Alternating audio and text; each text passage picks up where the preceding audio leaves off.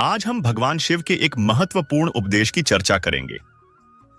यह उपदेश उन लोगों के लिए है जो भिन्न भिन्न देवी देवताओं की पूजा करते हैं और सोचते हैं कि इसका उनके जीवन पर क्या प्रभाव पड़ेगा। भगवान शिव ने इस विषय पर एक सुंदर कथा के माध्यम से बताया कि क्या होता है जब हम अनेक देवताओं की आराधना करते हैं। नमस्कार दोस्तों, आप सभी का हमारे YouTube चैनल पर एक बार फिर तहे दिल से स्वागत है। तो दोस्तों, अगर आप सच में भगवान शिव के सच्चे भक्त हैं तो कृपया वीडियो को लाइक करें और कमेंट में हर हर महादेव जरूर लिखें। हे भगवान शिव, जो भी इस वीडियो को लाइक करेंगे, अपने मित्रों के साथ शेयर करेंगे और कमेंट में हर हर महादेव लिखेंगे, उनका जीवन खुशियों से भर दे। बहुत समय पहले की बात है, एक छोटे से गांव में भुवन नामक व्यक्ति रहता था। भुवन अत्यंत धार्मिक था और जीवन के हर क्षेत्र में देवी देवताओं की कृपा प्राप्त करना चाहता था। वह हर दिन अलग अलग देवताओं की पूजा करता। सोमवार को भगवान शिव, मंगलवार को हनुमान जी, बुधवार को गणेश जी और इसी प्रकार हर दिन किसी न किसी देवता की आराधना करता। भुवन का यह मानना था कि सभी देवी देवताओं की पूजा करके वह अपने जीवन के हर क्षेत्र में सफलता और सुख प्राप्त कर सकेगा। लेकिन उसकी साधना में एक समस्या थी। वह किसी भी देवता की पूजा में पूरी निष्ठा और एकाग्रता नहीं लगा पाता था। एक दिन भुवन ने महसूस किया कि उसकी साधना का कोई परिणाम नहीं आ रहा है। न तो उसकी आर्थिक स्थिति सुधर रही थी, न ही उसके जीवन में शांति थी। भुवन ने निराश होकर सोचा, मैं इतनी श्रद्धा से हर दिन अलग अलग देवताओं की पूजा करता हूं, फिर भी मेरा जीवन सुखी क्यों नहीं है? इस प्रश्न का उत्तर पाने के लिए भुवन ने एकांत में जाकर भगवान शिव का ध्यान किया।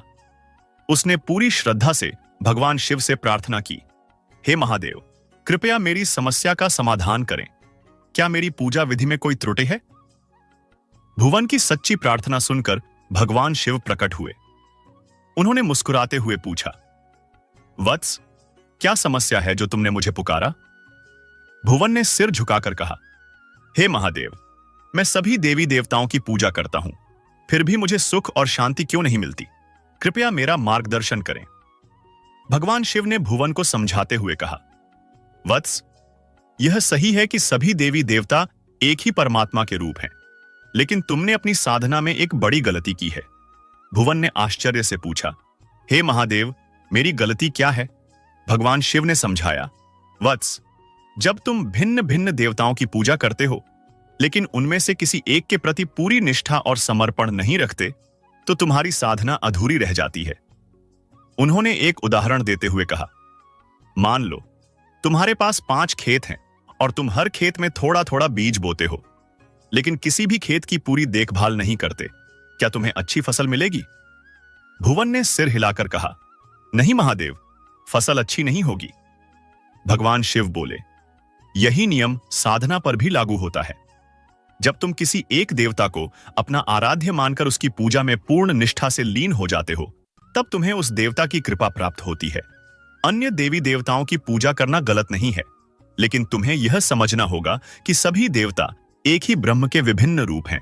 भगवान शिव ने भुवन को यह सलाह दी, वत्स, अपनी साधना को एक दिशा दो।